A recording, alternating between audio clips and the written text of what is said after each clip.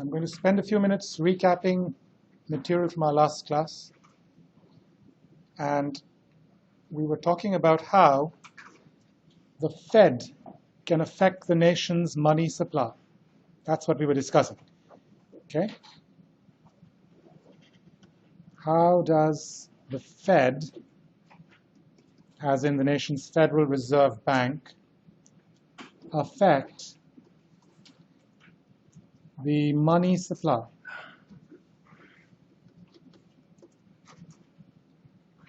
Quick reminder now, what does money supply mean? What is the meaning of money supply? Now, we have a number of different definitions, but let's go with M1, which is the narrow definition. Does anyone recall what M1 consists of? Three things, correct? What are the three things? Cash with the public. Now, it's important that you write this because cash lying in bank vaults isn't part of the money supply. Right? The money supply only includes cash that is lying either with households or with firms. Okay? The second component of money supply is checkable deposits. So these are deposits in financial institutions against which checks may be written. So a common example of this is checking account deposits. This is money that you can write a check against. So this is money that you can use to buy things with. Am I correct? That is our definition of money. Money is something that you can use as a medium of exchange. Correct? Our third component, which is the smallest, and really we will ignore it for the most part, travelers' checks, which are uncommon these days. Right? So these are our three components of the money supply. Now, all of the action in our story comes from this, checkable deposits. In fact, checkable deposits are the largest component of M1. Okay? So checkable deposits are the largest component of M1. And they're also affected by Fed action and the actions of financial institutions.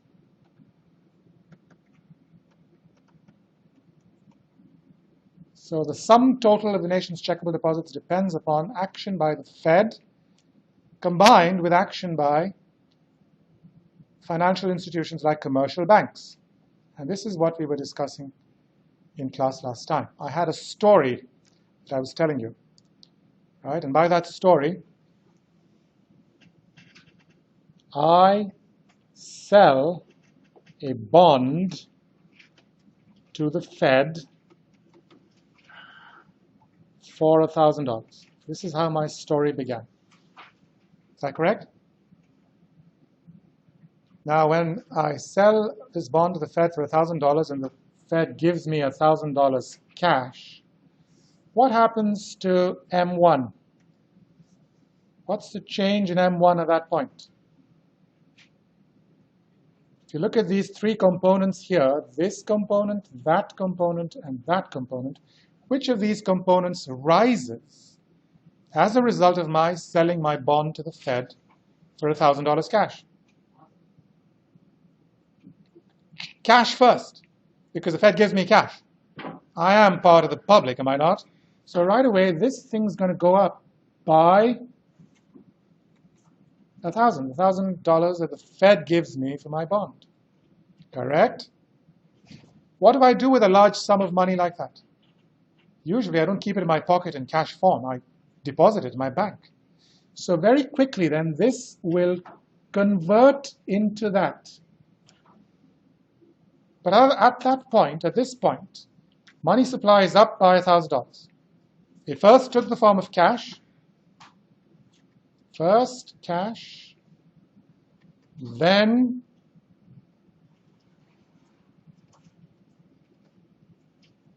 checkable deposits.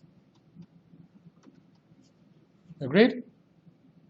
So the money supply is up by $1,000 at this point, and it all happened because the Fed bought my bond. Correct? The story, however, doesn't stop here, as we learned in class last time. Do you recall something called the required reserve ratio? The required reserve ratio. What is the required reserve ratio?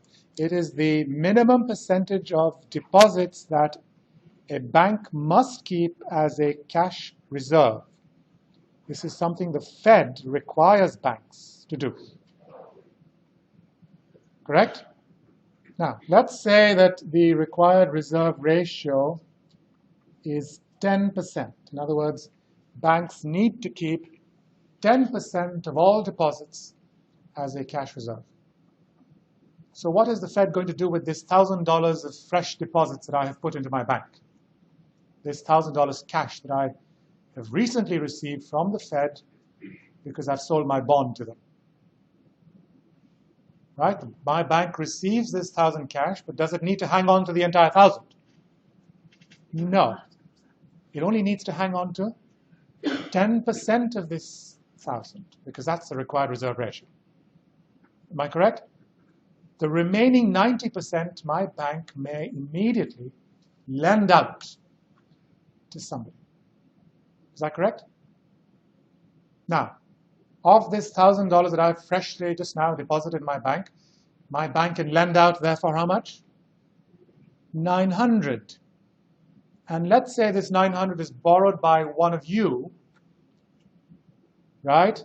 And you borrow this 900 because you need to buy a new computer. And so you take this $900 to Best Buy, and you buy a computer from them. You hand over the 900 to Best Buy. It goes into Best Buy's cash register. And then, in the evening, an armored truck comes by, and Best Buy gives all its cash to the armored car, and the armored car takes it to the bank, because Best Buy has a checking account also. Do you follow what I'm saying? Stores have bank accounts. And so all the day's takings are deposited at the end of the day, or sometimes a few times a day, into the store's own bank account.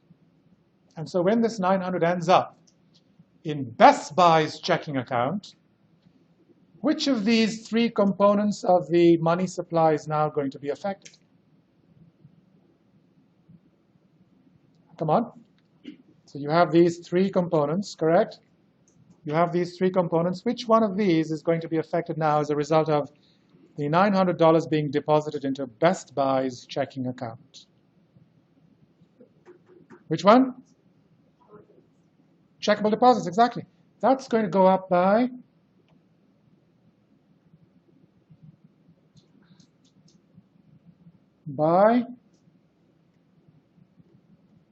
is that correct? Yes? So what happens to M1 then? It goes up by a further 900, doesn't it? Correct? Now, well, the story doesn't stop there either.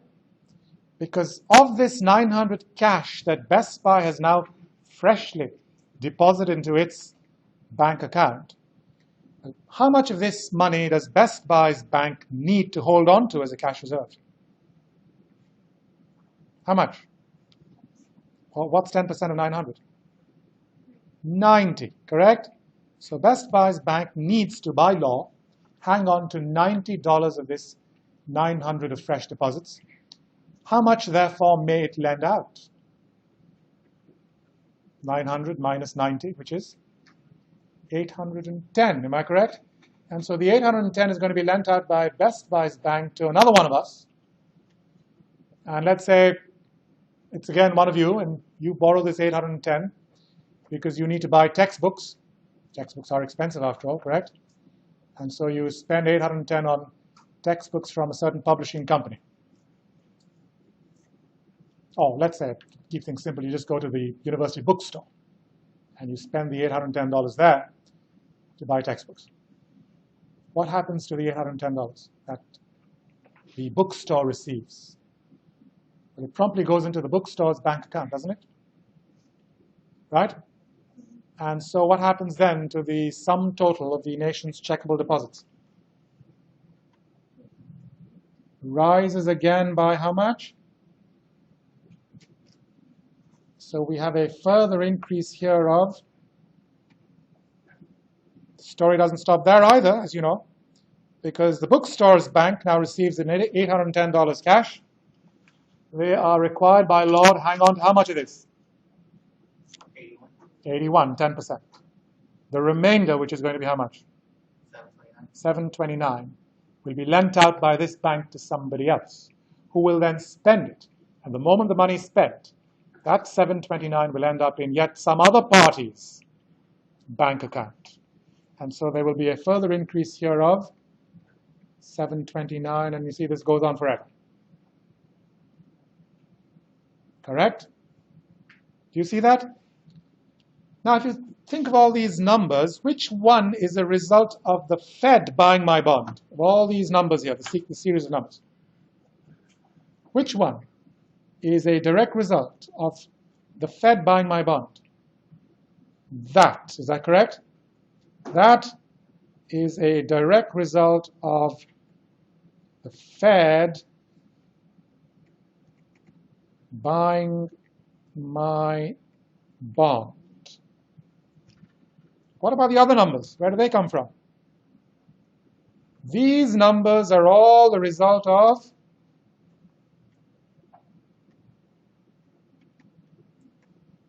banks making loans. Is that right? They all arise because banks make loans, money which is then promptly spent by the borrowers, which then ends up in some party, typically a store's, bank account, causing the sum total of the nation's checkable deposits to grow, and therefore for M1 to grow. Am I understood here? So you can think of this in the following way. You can think of a ball. I'm going to make it look like a soccer ball, okay? And this ball is kicked by the Fed first. And the ball rolls along. And then the ball is kicked along further by banks. Does that make sense to you? Right? So it all starts with the Fed buying my bond, but then the banking system, commercial banks and other financial institutions, kick the ball along further. Is that right? How do they kick the ball along? By making loans. Right? So our job now is to add up this sequence of numbers in order to arrive at the total change in M1, the change in the money supply. Can we add up these numbers, even though they go on forever? Can we? I have a question first. Go on. Why is it adding 1,000 to 900? It's not the same 1,000? Like, why isn't it 1,000? Because every time fresh deposits have been created. You see, the 1,000 I receive from the Fed, I deposit in my bank, right? That's right away that causes checkable deposits to go up by 1,000. Money supply to go up by 1,000, right? But then my bank lends that 900 to you. You spend in Best Buy. But wouldn't that subtract 900 from the 1,000? No, it doesn't. That 1,000 that I deposited, it's still there. It's my money. Nothing's happened to that 1,000. Am I correct? I can use that 1,000 to buy things with, if I so choose. It's my money. It's in the bank. My bank happens to have lent out a large part of it to somebody else. But that money is still mine. It still exists. And I can fully withdraw it if I choose. Do you see what I'm saying? Right? So how do we add up the sequence of numbers to infinity? We've done this before, haven't we? What kind of a sequence is this? Is there a pattern here to these numbers? Is there a pattern to these numbers? There is a pattern to these numbers, because these numbers you will notice are, well, 1,000. The second number is 0.9 times 1,000. The third number, which is 810, is 0.9 squared times 1,000. The fourth number, 729, would be 0.9 cubed times 1,000, etc. This is a converging geometric series to infinity, something that you've previously seen when we were discussing, for instance, the government spending multiplier. Correct? What is the formula for adding up this series to infinity? Somebody? Does anyone recall? Or can you perhaps look up this stuff? Notes you've taken in the past. How do you add up a converging geometric series to infinity?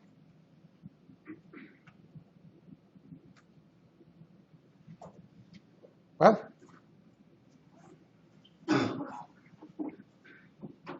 it is the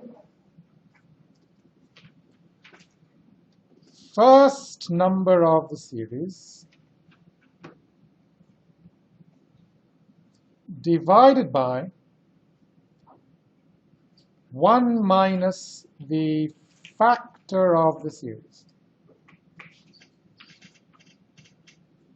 The first number of the series divided by 1 minus the factor of the series. What's the factor of the series? The factor of the series is the number that you multiply each number of the series by to get the next number. So what would the factor of this series be? What's the number that you multiply each number of the series by to get the next number? 0.9. 0.9 is the factor of the series. Is that correct? So you can write this as 1,000 divided by 1 minus 0.9. Is that right? I'm going to go to a fresh page now. So what we have is the following. Change in the money supply. I'm using M superscript S now instead of M1. Okay? Change in the money supply is equal to 1,000 plus 0.9 times 1,000 plus 0.9 squared times 1,000 plus ... This is the first number divided by 1 minus the factor of the series. Correct? You can write this as 1,000 divided by 0.1. 1 minus 0.9 being 0.1. You can further write this as 1,000 times 1 divided by 0.1. Yes? Now, what is this 1,000? This 1,000 is the value of bonds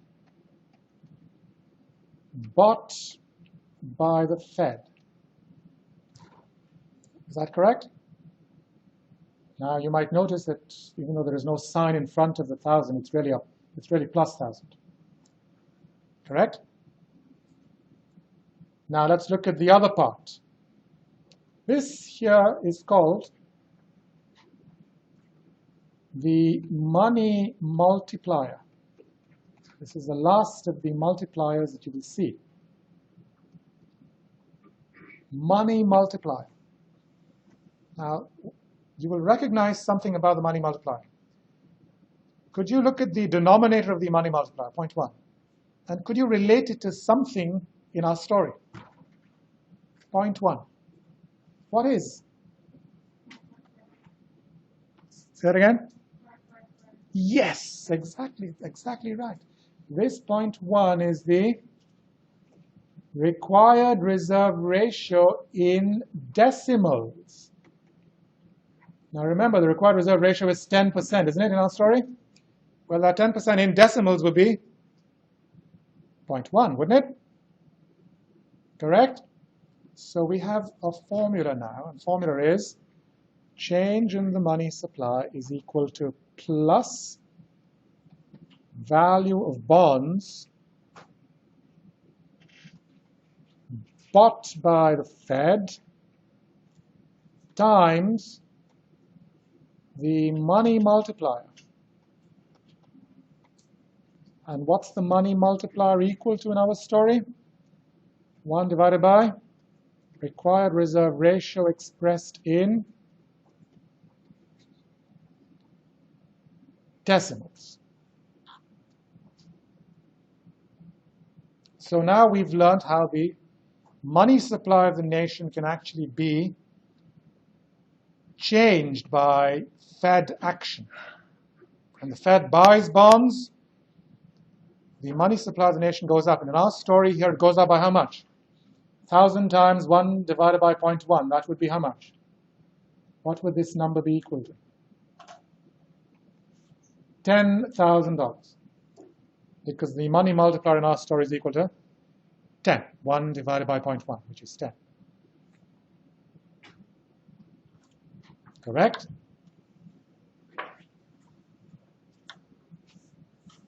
Now I'm going to ask you the following question. What if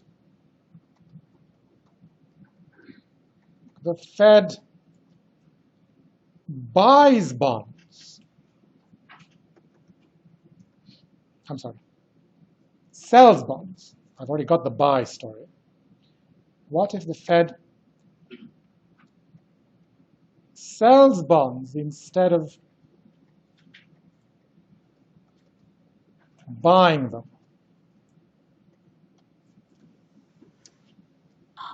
So what if my story began not with me selling my bond to the Fed, not with the Fed buying my bond, but rather the Fed selling me a bond?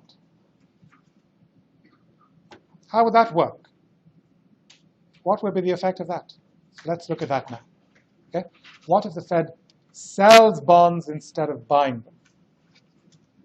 And once again, I start my story as follows. I now buy a bond from the Fed for $1,000.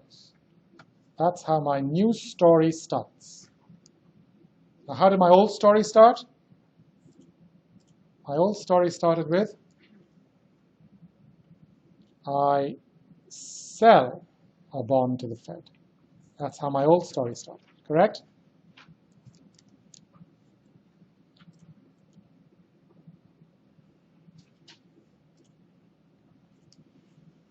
So this is how my new story is going to start. Now, once again, I'd like to quickly draw a T account for my bank. I'm going to quickly draw my bank's T account on the side here, okay? What's my bank's T account? It has assets and liabilities, is that correct?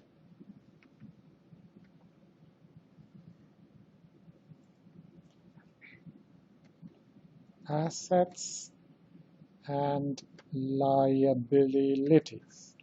Now, what did we learn in class last time? Money that the bank owes others is liabilities of the bank.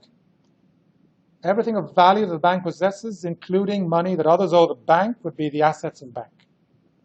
Correct? So all deposits, all customer deposits would be on the liability side. Cash reserves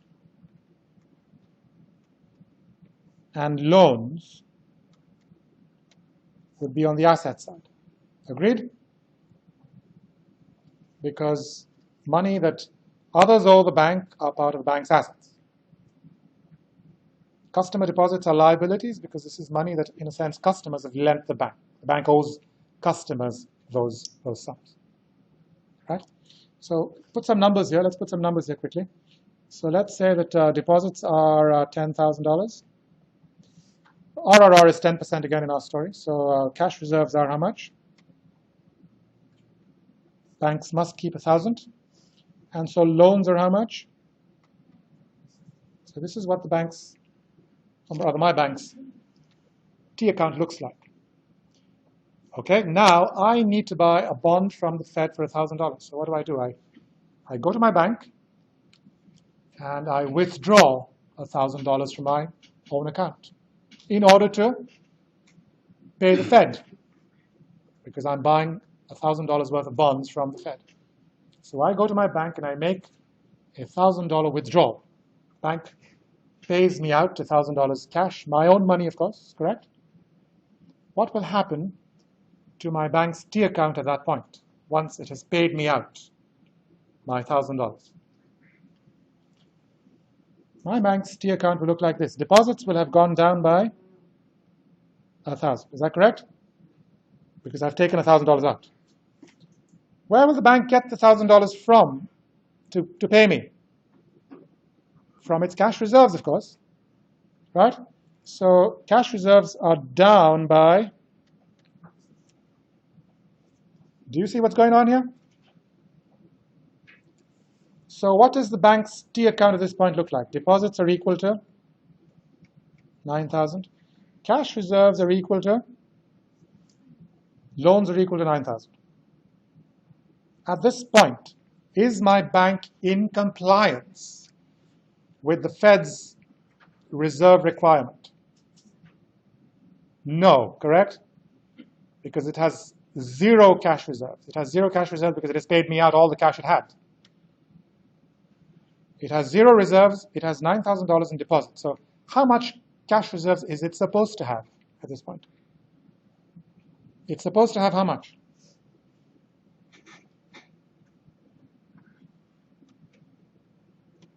Supposed to be how much?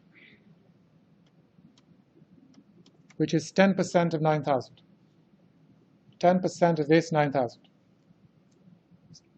Right now it's zero. So what is this bank going to do then? It's going to have to lay its hands on $900 cash quickly in order to be in compliance with the Fed's reserve requirement. Precisely. You see, when a bank has excess reserves, what does it do with those excess reserves? Reserves in excess of required reserves, it lends it out. When a bank is short of reserves, what does it do? The opposite of lending money, it calls in loans, which is to say it asks people that it has lent money to pay back. Am I making sense? So as a result of this, my bank shall call in loans worth $900. So one of you then, let's say you're the person who borrowed the $900 to buy the computer from Best Buy. You get a phone call from the bank saying, I'm afraid you must repay the money immediately. Now, you may ask, is that possible with all loans? No, it's not possible with all loans. It depends on the legal nature of the contract between you and the bank. But there are some loans that banks can call in at any time. Not all loans, but there are loans, depending on the type of loan contract that was written up, that a bank is within its rights to call in at any time. Yes? So let's say that your loan was one of those loans, and you get a call from the bank saying that you must repay $900 right away. Yes? What do you do now?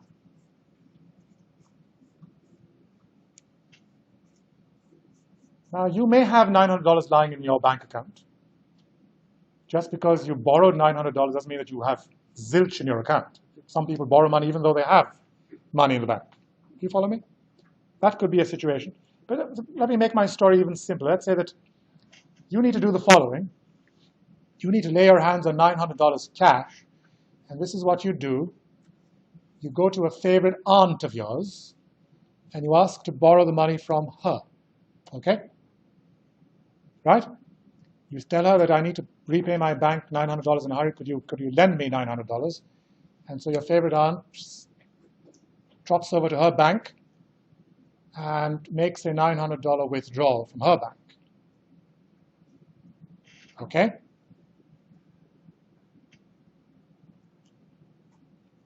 Let's hang on a second here.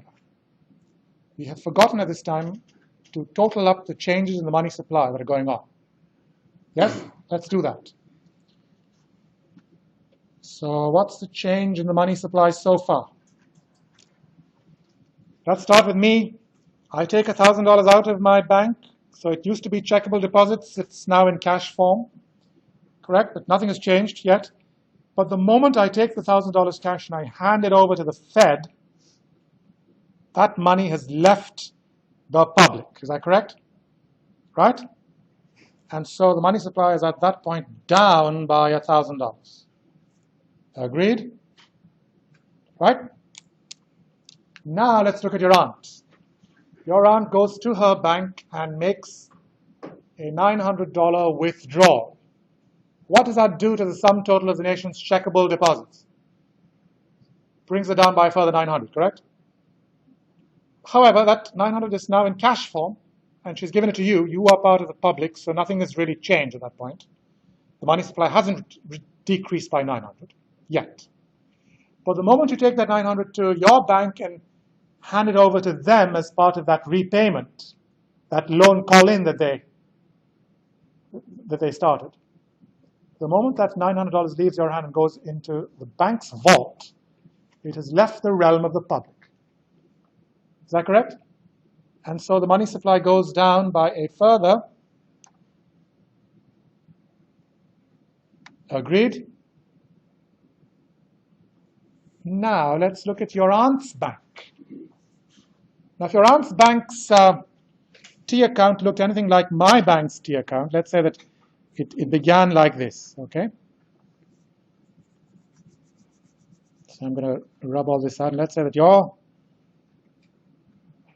aunt's bank's T account looked exactly like my bank's T account to begin with, okay?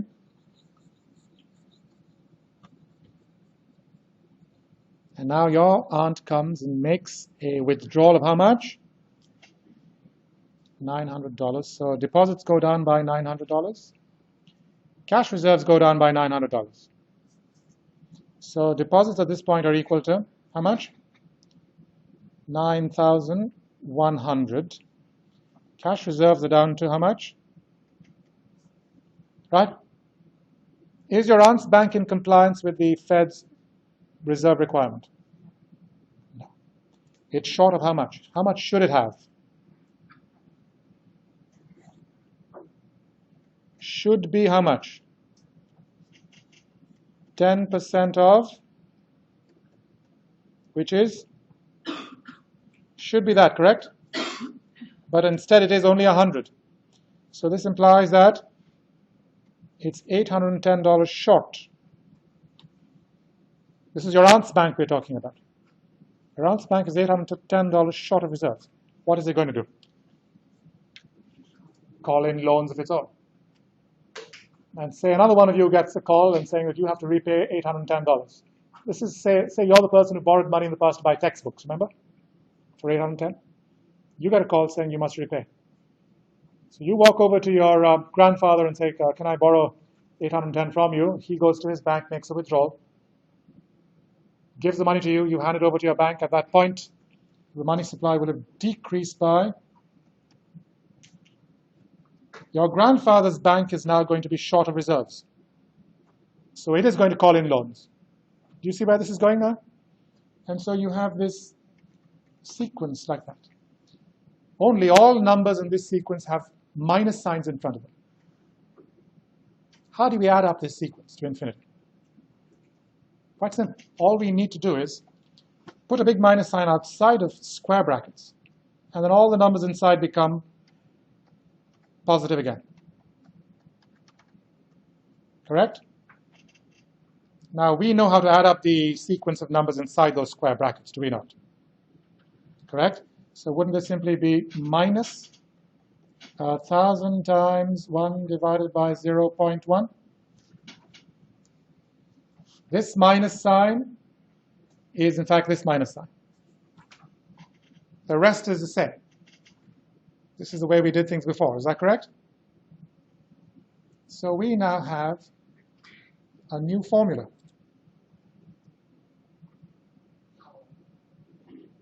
And what is that new formula? The new formula is change in the money supply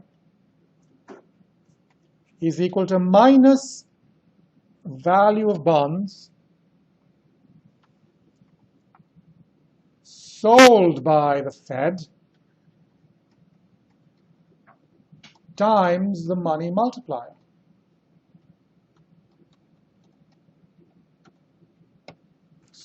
Correct? Now let's combine this with what we had before. Before we had plus value of bonds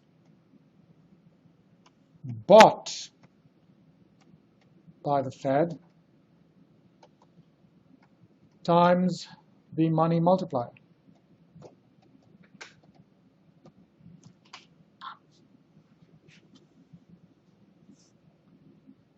So these are two versions of that formula.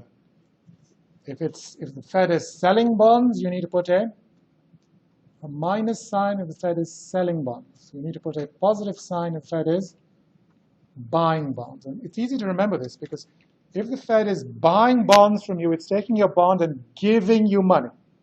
It's giving you money, therefore the money supply of the nation is going to grow because you are part of the public. Am I correct? If you get an injection of money, well, that's an increase in the money supply. This is how you can remember it. On the other hand, if the Fed is selling you a bond, it's giving you a bond and taking your money. That would be money leaving the system, leaving the realm of the public. Correct? And that would be a decrease in the money supply. So this is the way to remember it. What is the money multiplier equal to again in our story? 1 divided by the required reserve ratio in decimals. So far, so good?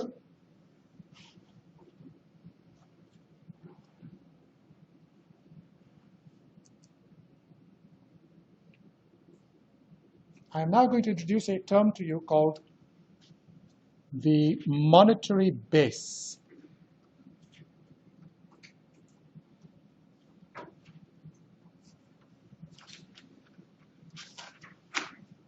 And the monetary base is basically defined as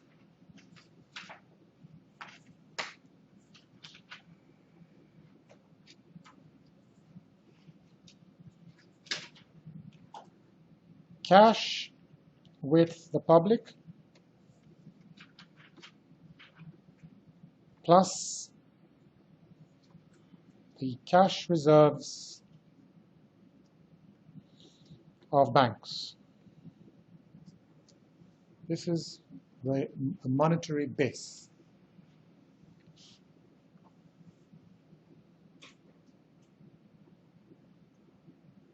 So when the Fed buys bonds, and the Fed takes my bond and gives me $1,000 cash, what happens to the monetary base? It goes up. It goes up, exactly. The monetary base goes up, right? So cash with the public goes up in the beginning, but then I quickly give the money to my bank, and so the bank's cash reserves go up. Right? But the point is, the monetary base goes up. And there is this relationship between the monetary base and the money supply. And the relationship is this. The money supply of the nation is equal to the monetary base of the nation times the money multiplier.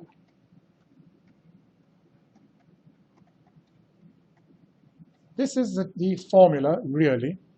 And the two formulas that I have written up there are really come out of this. This is our critical formula. Let me show you how. For instance, this formula translates to that one. How would it translate to that one? If the Fed is selling bonds, what happens? What happens to the monetary base? If the Fed sells you a bond worth $1,000, you go to your bank, you withdraw $1,000 cash. Am I correct? Right? And that cash then leaves your hand and goes to the Fed. In other words, the monetary base of the economy goes down by how much? Is that right? Correct? So if we had to calculate the change in the money supply, the formula would be, we put a little triangle here for change. Change in money supply is equal to change in monetary base times the money multiplier. correct? So if you apply this, what's the change in the monetary base? Change in the monetary base is minus 1,000. And we multiply this by the money multiplier, which is 1 divided by the RRR. That's how you got this one, this formula here. Is that correct? Minus value of bonds sold by Fed, that's a minus 1,000, times the money multiplier, which is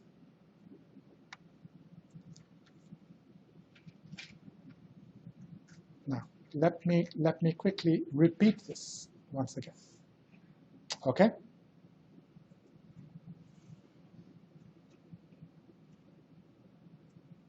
The last formula that I have there in a square box in blue. What's that formula? Let me write it down for you once again in a new slide. That formula is that the nation's money supply is equal to the nation's monetary base times the money multiplier. Correct? What's the monetary base?